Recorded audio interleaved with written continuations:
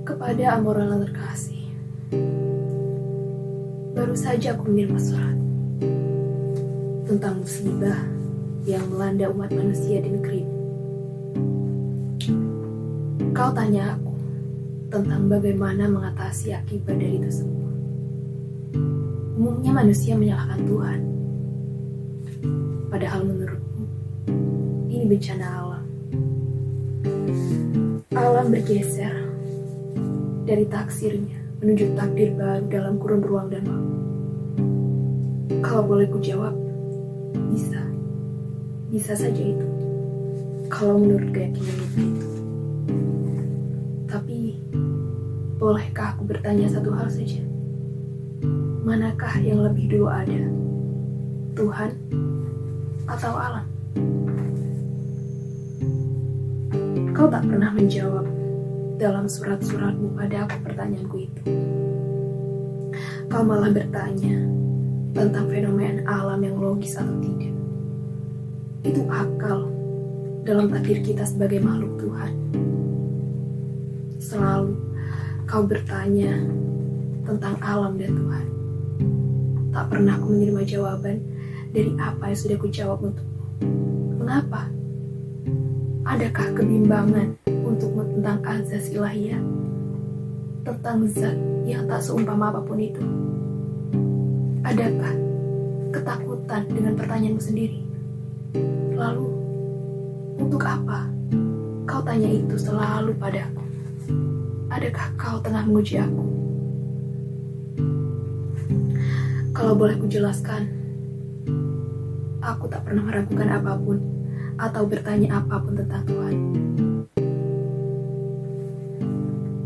Karena hal itu bukan soal yang harus diperdebatkan. Bukan hal yang harus menghambat kreativitas dan daya hidup kita sebagai makhluk hidup. Menurutku, perlu kuulangi lagi jawabanku. Tuhan, bagiku adalah teman kreatif dialogis tunggal, meruang di kosmos jiwa, menyejukkan, mencintai, mengasihi, mencintai hidup kita awal hingga akhir hayat di kandung badan. Tak secercah pun kubiarkan cahaya gelap mengganggu terangnya pelita selalu pemberi harapan. Meski kadang aku bimbang saat-saat dimana aku bereaksi terhadap aksi realitas hidup, menghisapku detik per detik, kadang menggodaku untuk meraih jalan terang menuju jalan konflik, korup, kaos. Kau tahu apa yang kulakukan? Aku menulis prosa, puisi, novel, cerpen, drama, roman, esai, dan artikel-artikel sekedar menghindari birahi yang bakal membawa luka-luka di dalam jiwaku. My dear Amoral, aku tahu kau penuh dengan rencana. Itu ihwal dari inti kebaikan. Kalau memang kau ingin sekali berubah menuju kebaikan yang kau maksud di surat-suratmu yang lalu padaku, bagaimana membangun upaya-upaya itu? Lalu, pernah ku bilang padamu, jadilah inti sejati akal sehat. Karena di sana, awal dari citra realitas yang bakal kau jalani kelak. Kau bertanya lagi, panjang dan lebar. Antara lain, mengapa makhluk hidup harus berinteraksi dengan alam dan lingkungannya? Mengapa tidak alam yang berinteraksi dengan makhluk hidup dan kehidupannya? Pertanyaanmu kadang agak bodoh memang. Kadang-kadang. Tapi ku jawab juga kan. Itulah kewajaran saling berinteraksi. Fadilah ilahiyah. Sejak saat itu, sejak pertanyaanmu yang terakhir ku jawab seperti itu, kau tak lagi bersurat padaku. Bahkan seperti hilang dalam gaib semesta. Amoral yang terkasih, yang hilang bersama waktu. Dimanakah kamu? Kalau kau kebetulan menyaksikan pertunjukan ini, aku sebenarnya sudah mati. Ya, sudah mati. Karena kehilangan teman sejawat yang selama ini memberiku kehidupan lewat kata dan pertanyaanmu yang kadang menggelitiku untuk memberi jawaban. Karena dengan cara itu, aku mendapat hikmah dari kata dan tanya. Kini, di dalam kematianku, aku banyak melihat kebenaran hakikat tentang pengkhianatan sebagai bekal kekekalan. Jika kita dapat membunuhnya atau mengalahkannya dengan pisau terhunus, meski korban harus jatuh, barangkali itulah yang dinamakan cinta terhadap sesama, membunuh pengkhianatan. Kini, aku dengan leluasa bisa melihat kebohongan dari alam kematianku. Aku bisa melihat bagaimana kau bermain dengan malaikat hitam, melakukan pembantaian terhadap talenta-talenta yang kau miliki lewat sejuta alibi tentang kebaikan, aklamasi. Padahal kau membuat ruang-ruang berkelas, memenjarakan orang-orang yang kau sebut terkasih di dalam etalase-etalase berlogo, berlabel besar, popularitas. Lalu kau pandangi mereka dari singgasanamu yang berada di sudut-sudut tersembunyi sambil menikmati vodka, menghisap jempol kakinya sendiri, memilih waktu saat kau butuhkan sebagai budak kapital dengan sistem paguyuban.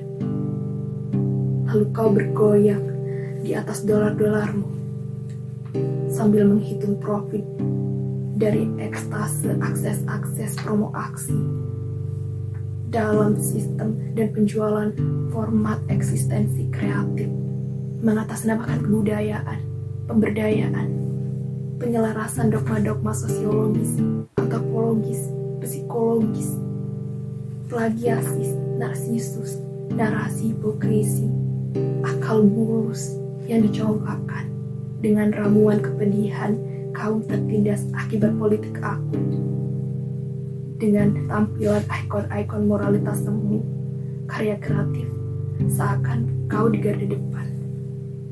Celaka betul. Akrobat dari pesulap babi menjadi burung merpati sebagai simbol cinta yang serakah.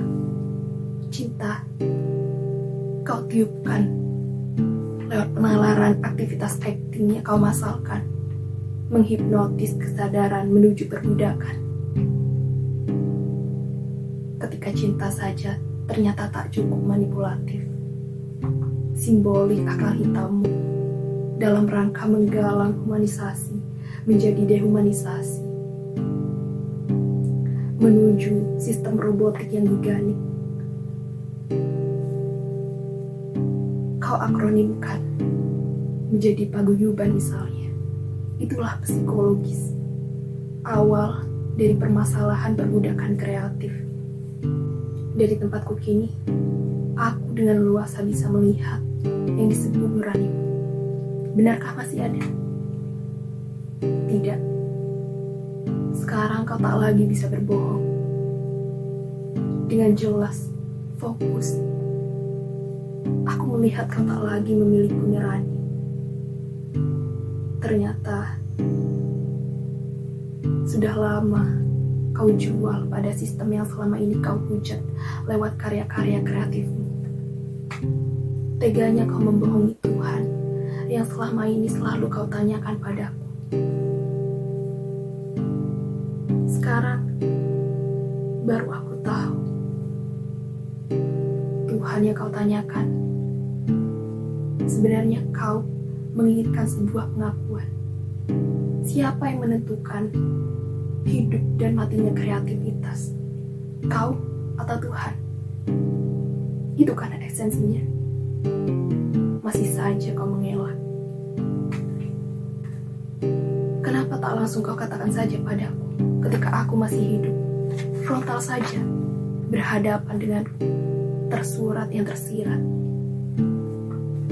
Kau tak berani mengatakan kau ingin mengalahkan Tuhan. Kenapa tak katakan saja kau ingin jadi Tuhan? Sekarang, di ruangan yang berbeda, di tempat kematianku, aku bisa melihat semua pikiran busuk. Kau biadab, menuhankan dirimu sendiri di atas kepedihan orang-orang yang kau sebut terkasih.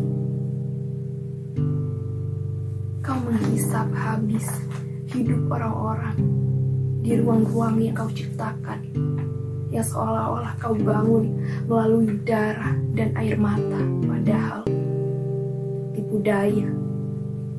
Tengoklah kemari, wahai kau makhluk amoral. Pandang aku, katakan aku pengkhianat, katakan apa saja tentangku. Tapi satu hal, aku tak berani melakukan apa yang sudah kau lakukan, menuhankan dirimu sendiri di hadapan Tuhan.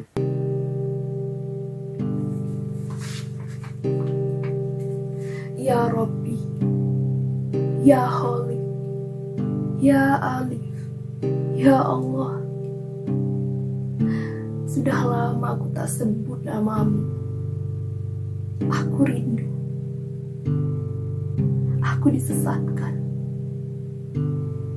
Aku bodoh, aku kepedihan. Aku biang lala nestapa. Aku siksa. Aku batu. Aku digelapkan. Aku dibutakan. Aku dihipnotis oleh popularitas, oleh kata, oleh simbol, oleh sloganitas peradaban sang amoral. Aku tersesat ya Robbi. Aku celaka, aku neraka, aku durhaka.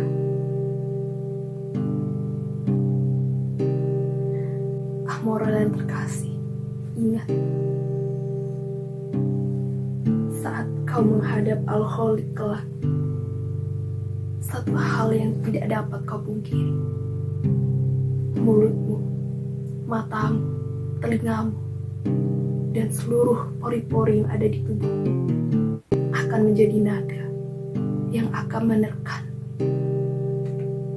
dan mencabik-cabik ruhmu.